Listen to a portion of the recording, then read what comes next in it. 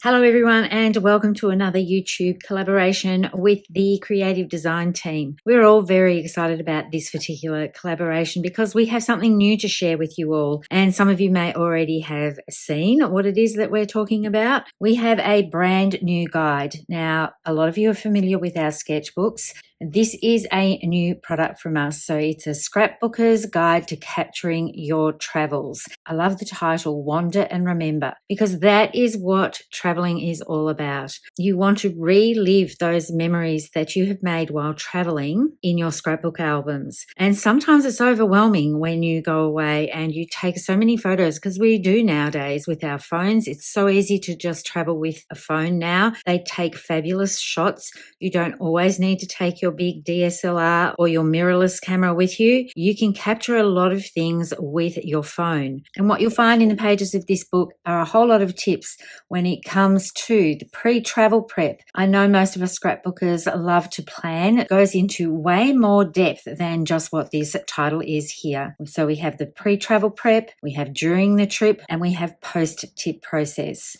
So with all of us traveling together, there are 7 of us on the creative design team here. So we have Erin, myself, Andrea, Jayma, Chelsey, Katy, and Julie. And we all take photos of each other as well, which is a wonderful thing. I have photos of me that I wouldn't normally have in this digital age, now that we can share albums. And this book helps with all that sort of planning when it comes to something like that. This one is a bit of a funny story. So these photos are taken in a sunken garden at Butchart Gardens. And the steps leading up to this lookout at the top here were quite high, and I did have a few knee issues doing this trip. So I sent all the girls up there, even Andrea, who is a little bit wary of heights, and then I was taking photos from down here below. So the girls snapped a photo of me. I think this might be Katy or Julie's shot, I can't remember. And so I have both perspectives, and that's what I'm going to talk to you about in this video today. There is real overwhelm of photos with this one particular. I kept putting this layout off, and I love the way this is written. It's very relatable. It's a wonderful read. I actually took it out for a coffee today. So I had a coffee date with my book and just read through this again. It's enjoyable to read. And then we have sketches as well. Now, this is not a full book of sketches. There are 10 layouts in here. And the cool thing about it is that you can scan the QR code and go straight to this video here showing how this one came together.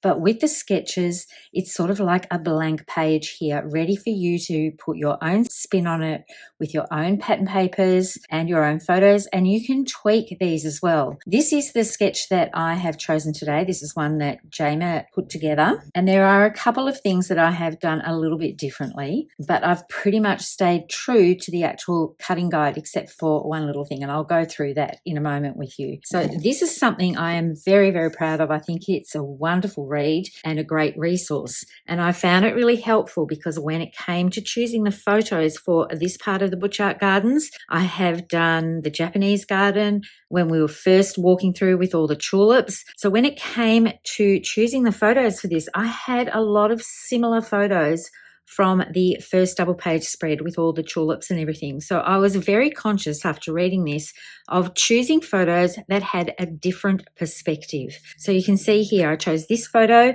because it gives a fabulous view of the sunken gardens. And I chose this one here because all the girls are at the top here, but also because of the perspective of it. Of course, when you do the Butchart Gardens, you need to take a photo of the Ross Fountain here. So that was wonderful. And I'm just trying to find it because I am going to be using flip flaps. I've got this one here that Andrea, I think, took. I took so many photos of this, but I loved Andrea's one the best. I think it's because the way the light is hitting the tulips and then the fountain is in the background. So these two are like my hero photos that are going to go on the left page. And then I wanted other photos of us walking around, the casual photos and the small moments. And these photos are going to be going into flip flaps or straight to page, because when I was looking at this one, I was trying to choose photos that were the real wow moments of these sunken gardens. I'm going to lay these out as per the sketch.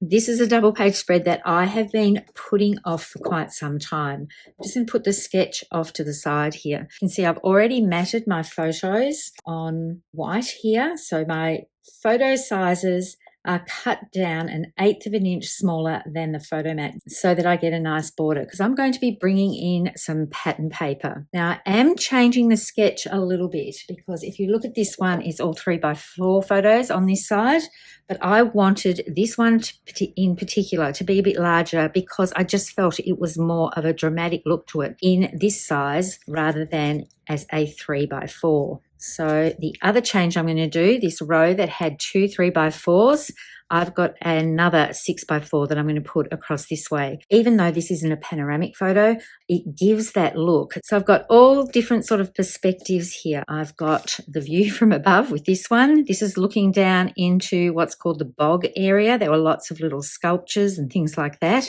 So I wanted to include this photo. This is going to go as a flip flap. I've got us walking around. This is going to, I'm going to put this one, I think, direct to page, and then this is going to be my flip flap. I haven't matted this one yet because I want to point something out when I'm bringing in my pattern papers. So that is going to flip up like this, but I've still got all the girls in one photo on my page, whereas with this one, these are going to be a little bit more hidden, and so is my journaling. I have, for the most part, done hidden journaling with my photos for the Vancouver part of my trip, basically because I wanted the photos to shine, and this sunken garden was amazing. And the other change I made was this one. I've made a 4x4, so it sort of extended this page a little bit, but I do have my hero pieces here. Now, when it came to selecting pattern paper for this, I have to admit I did struggle a little bit, so I've played around with quite a bit.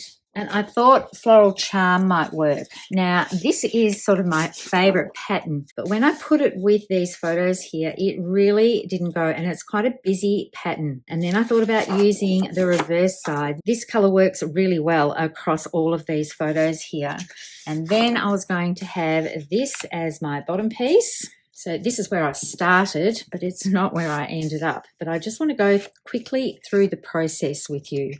I'm just going to remove this one that's going on the bottom just at the moment, so that it's easy to move things around. And this is the difference that a mat can make. If I put this one on here, it looks a bit flat. So having a white mat really helps the photos pop off a pattern paper or a deeper paper. I do love the green in this, but I think it's just a little bit too heavy. So then I thought I would bring in the reverse side of this pattern and put these two together, and that really makes the photos pop. But I wasn't too sure about it for this side because I just felt like these ones sitting directly on here, it was just overwhelming the photos a little bit. It still works really well. I love the purple, but I've gone a little bit of a different path with it. All of these papers actually work quite well.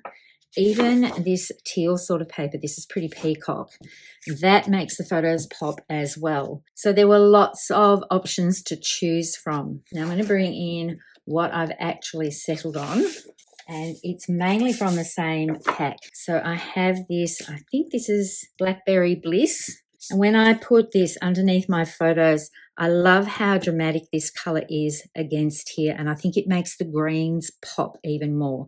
So that was my issue with using some of these other colours. The greens were just sort of blending in with the papers. So I think the deep purple works really well. And then this is the green paper from the same pack.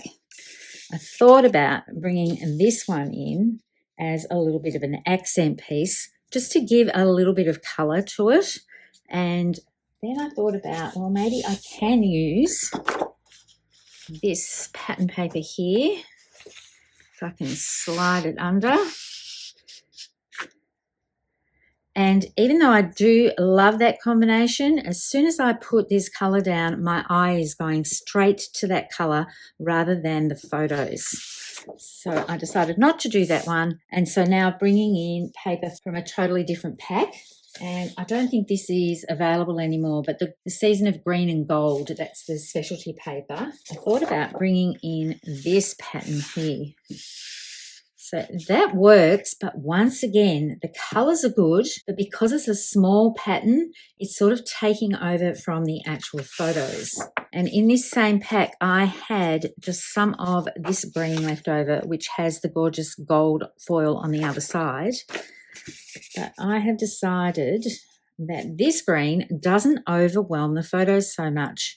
So I'm hoping you're sort of understanding what I'm trying to do here with this. If I have this paper on here, it's taking over from these detail shots for me.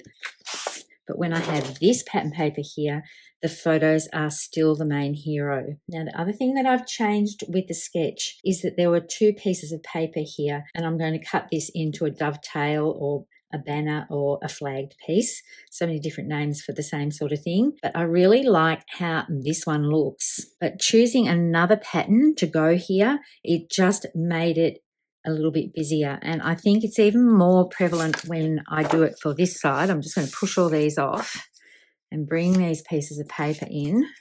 And I think the main reason why I've gone for these sort of tones isn't necessarily the photos on this side. It's when I started building them up on this one. I need to adhere this one onto my photo mat. What I normally do when I do a photo mat is I adhere the adhesive to the actual mat, and then I bring my photo in. Now, this is going in a flip flap, so I've got to make sure that when I do this, it is the right orientation. Otherwise, I'm going to have photos upside down when I flip this up. Now, I find that by putting the adhesive on the actual photo mat, it gives me a little bit of wiggle room to adhere the photo down. So this one is going to go up here. I've got this one. What I might do is extend this strip all the way to 12 inches. I know I've already cut that a little bit shorter. I can cut this here and put that across, and no one will know that it doesn't run all the way through. So let me just fiddle around with this a little bit. The other thing to sort of bear in mind when you're laying your photos out is how things look on the page. Now, this has 2 very strong, beautiful blue sky. It was a beautiful day here, and I'm going to separate that by this photo here, and that just breaks that up a little bit more. If I have these 2 together, when I'm looking at this page, my eye is going to these strong blue colors and not really seeing the rest of the photos. So I think this is working really, really well for me. And I'm just going to slide this paper. I don't know if I can do this. Let's see if I can. Okay. So if I put this paper here, oops, and I just block off these sort of areas, you can see with this much of a busy print showing at the top here, it's taking your eye to here rather than looking at the photos. And for me, the photos, and for all of us, the photos are the main thing. And having the white all the way around the outside of here just brings the eye into the photos. So I'm loving the direction this is taking. This print is also my next favorite one in Floral Charm. I really love this. And even though the florals are a little bit different from what's shown here, it does pick up colors from these plantings. Now, the other thing I wanted to talk about was trimming your photos. Obviously, I've trimmed my photos down just on 2 sides. So picking the side that you're going to trim is also fairly important. Now, for me, when I was looking at this photo, if I'd trimmed off this side, it would have left just a little bit of this tree sort of poking out here, and it would be a little bit awkward. So I trimmed it off this side here. So I've still got this sort of framing element here rather than having an awkward piece sort of like this coming out from my edge of the photo. And then I had quite a bit of sky at the top, so that's where I trimmed from, and I left these 2 sides here exactly the same. When it came to this photo, I trimmed in from this side because this is where it sort of started to get a little bit darker with the photo, and I wanted to keep as much of this area to show the edge of the pond here. So I've trimmed from here and also at the top because I had a little bit more sky here. The same thing applied to this photo here. I had a tree here and pretty much the same sort of look on this side. If I had come in, I would have had just a little bit of that tree coming out there like this. So for me, that worked better. And then I came up from the bottom because this was a little bit more repetitive down here. This one had a tree on this side that was just showing, so I've cut that part away. And I love the light coming through with this blossom here with the tulips. So when I trimmed this one down, I trimmed from the top and this side. So when you're trimming your photos, when you put it in your trimmer, just have a look at things to see what edge you're taking off your photo if you need to trim your photos down a little bit. Now, I am inking up the edges of all my pattern pieces of paper. I don't necessarily need to do it for this and this piece, but I think it looks better when it comes to this floral piece. So it does sort of give it a little bit more definition, especially at the end here, if I had it inked up. So I'm just going to put this back down so you can see. So I'm just using Mossy Meadow, but I think that just defines the edges just a little bit more just by inking up these edges. I'm not going with a whole lot of inking for this. It's quite a quick and simple way of inking up the edges just to give it a little bit more definition between all the pattern papers. So you can see here I've split this one so that when I put my photo on top, no one's going to see that that has been split. And then I'm just going to do a pretty shallow dovetail into here and then ink around those edges as well. And then just come in with my tool here so that I can get right into the edge. And then do exactly the same thing along the bottom section of this. If you angle the sponge a little bit, you'll get more green on there. So it just depends how much you want to show. If you want it to be the same all the way around, just have your tool at like a 90-degree angle. But you can bring it in just a little bit every now and then and tip it over so you get a little bit more definition of the ink. So I've got all my papers and photos adhered down. I've got my flip flaps here. I adhere them underneath the photo that it is sitting on top of, and then I will cut a slit in my memory protector. I do have a flip flap 101 video and a playlist on how I use flip flaps. So I will link to that below so that you can check that out. It's a good idea to just go through and burnish it with your fingernail or with a bone folder, because the little dots of the adhesive sometimes show. So I tend not to put adhesive on the top area of my photo here until I've got my flip flap on top when I'm using it. Now I'm loving how this is looking, and I'm hoping that my explanation of my paper choices sort of makes sense to you now. This is just what I like to do. If you love to have a whole lot of bold patterns on your page, then you can definitely go for that. But sometimes I find with pattern paper, if it's too much on the page, it just detracts from my photos. Now with my title, I'm just going to do Sunken Garden, and I'm going to bring in my Alphabet a la Mode dies, and I just want to quickly show you what I've chosen before I cut this actually out. From this Season of Green and Gold paper, I've got a little bit of this foil. I just had an off-cut piece sitting at the top here, and I think I'm going to get my whole title out of it, but I'm not quite sure how it's going to look, but I'm going to run the first part of the words through here. I've got some tape adhering them down so they don't move when I put them through my die cutting machine, because I want to try and get as much out of this scrap of paper as possible without cutting into that 12-inch piece. So I've got my mini cut and emboss machine here, and my plates are starting to bend a little bit.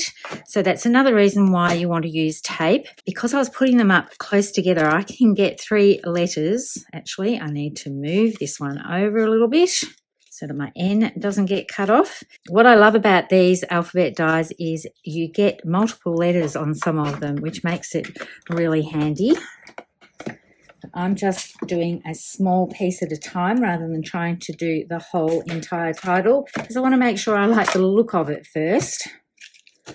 So then I think this is just going to add a nice little bit of texture with the gold foil.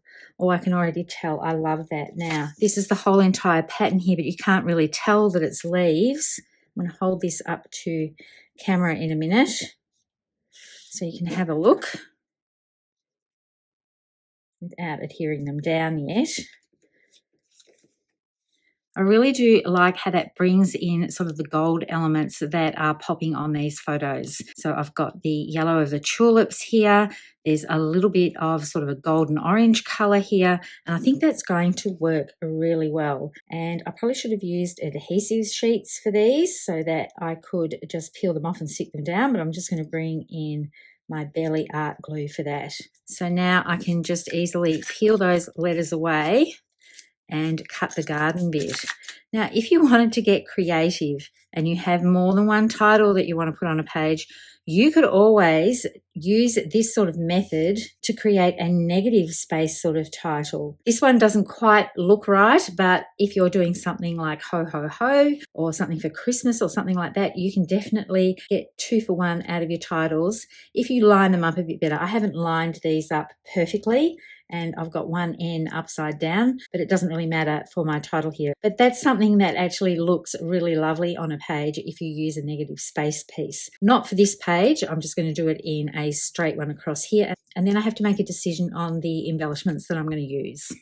I really love how the partial gold foil on these letters look up against this Blackberry Bliss paper. I'm just going to bring this up so you can have a look at it. Even though it's a heavily floraled paper, you could use this for any sort of theme really, because when it's cut into an alphabet, it looks totally different. Now, my little hack here, I have got this idea from Andrea Sherman. She showed this a couple of times on her YouTube channel. I'll link to one of her videos below where she shows how to do this from the start of the process, and I thought I would give this a go because sometimes when it comes to adhering, especially these particular ones, it can be really tricky to get these all nicely lined up. So I just need to hold each letter and make sure that I can get my ruler off without destroying what I've done.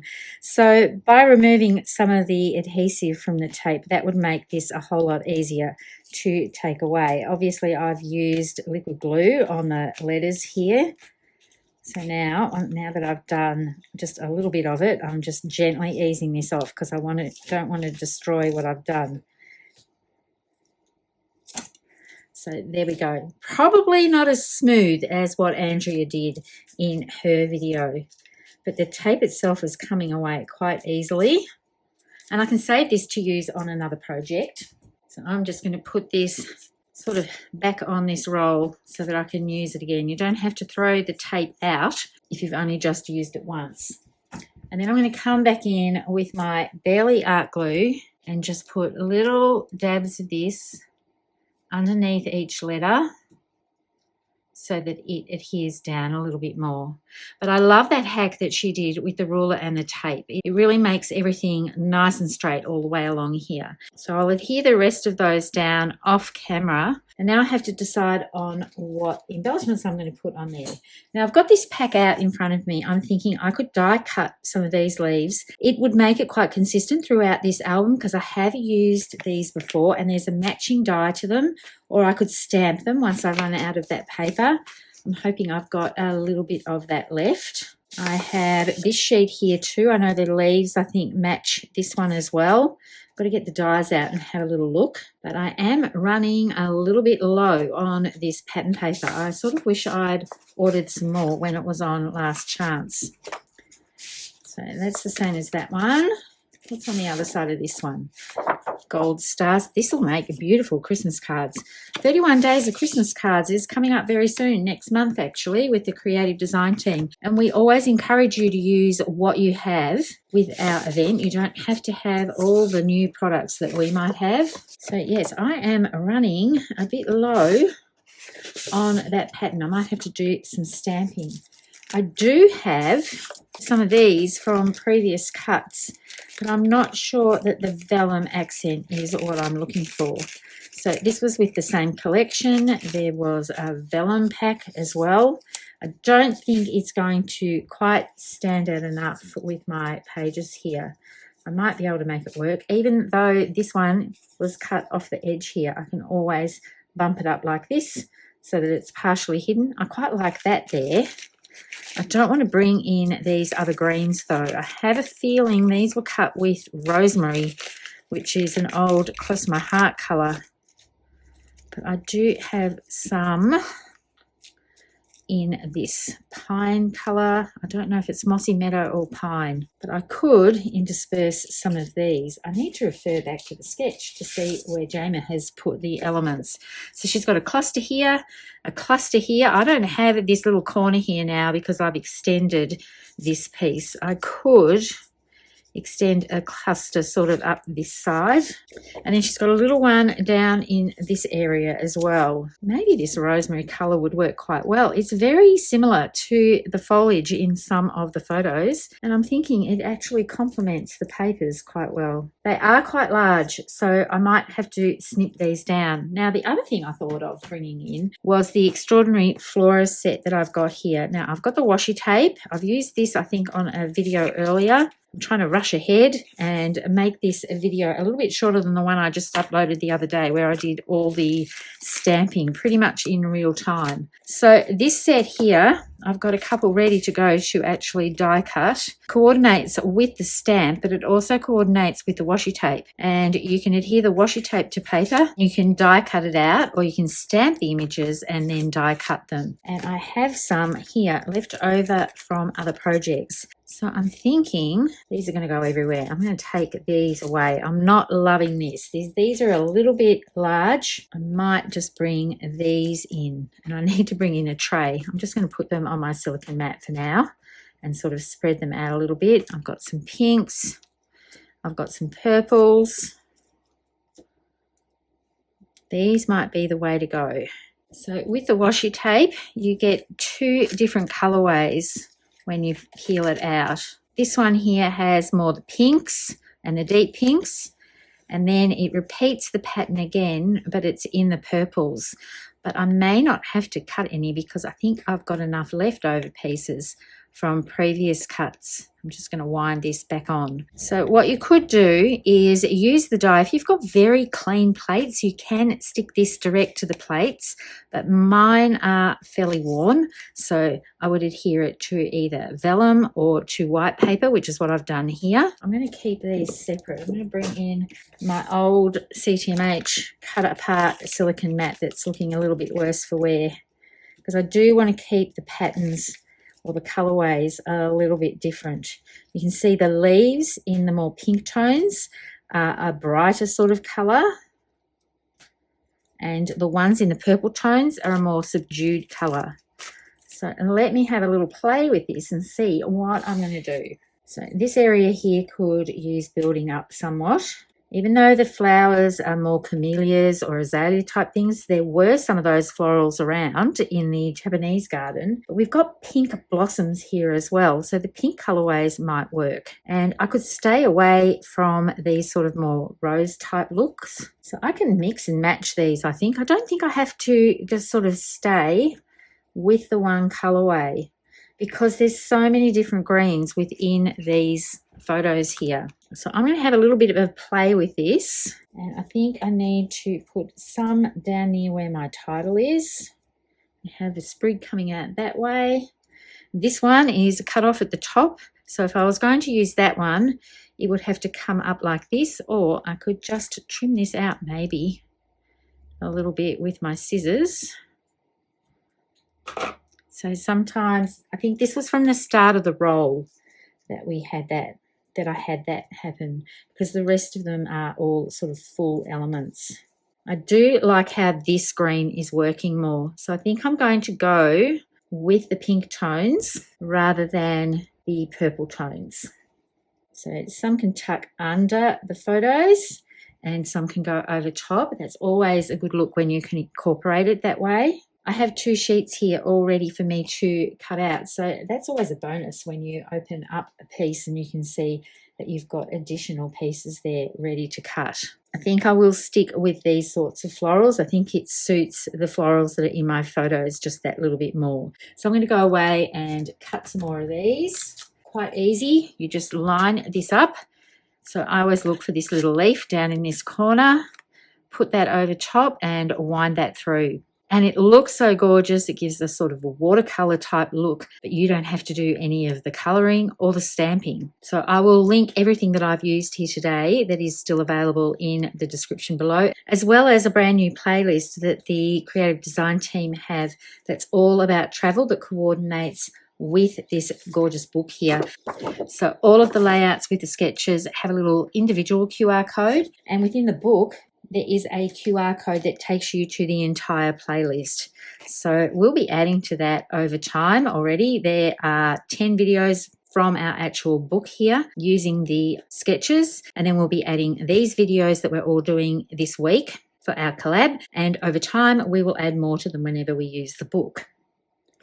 So I'm just going to get a little tray out for these now. You can see how easily they just pop out after the die cutting, and then I'm going to run through this one as well, so I have plenty to play with. Whatever I don't use will go back in a little zip bag within that set. It's such a clever product. I know there's been washi tape with die cuts around for quite some time, but I love the fact that this is in the core catalogue, and Stampin' Up!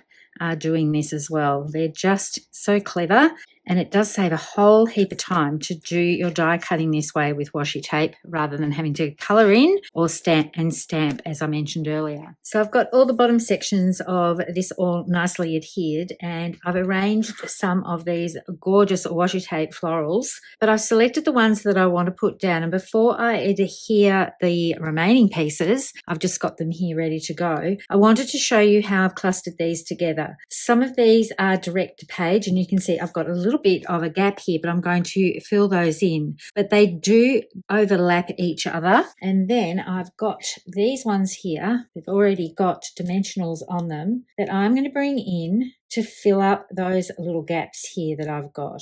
They can partially go over the top of the photo, and then I've got this one here that I'm just going to put out a little bit. I might just actually tuck it underneath that one partially. I like how that looks. So I've got a couple of them up on dimensionals just to layer them a little bit, and some direct to page, and it's the same for over this side here.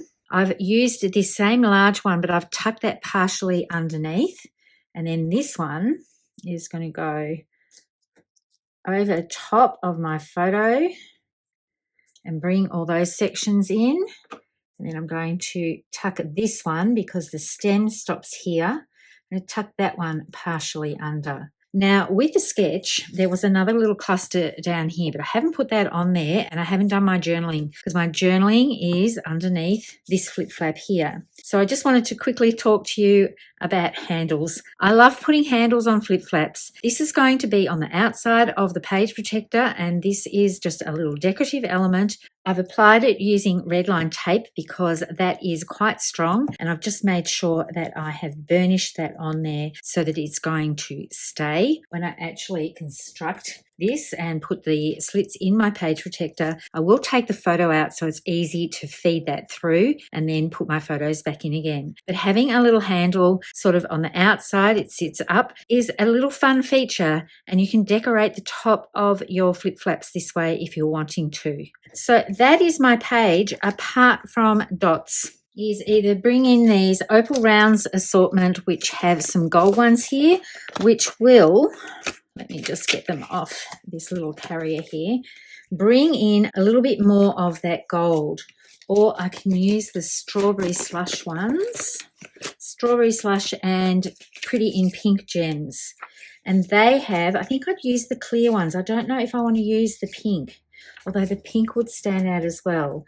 I don't know if I'd use the strawberry slush ones or the petal pink, but I love how the clear ones look. So what I need to do is put these onto my little pick tool here so I can have a look at how I like them on the page. And this one is the strawberry slush and pretty in pink. I'm just going to go with the clear one.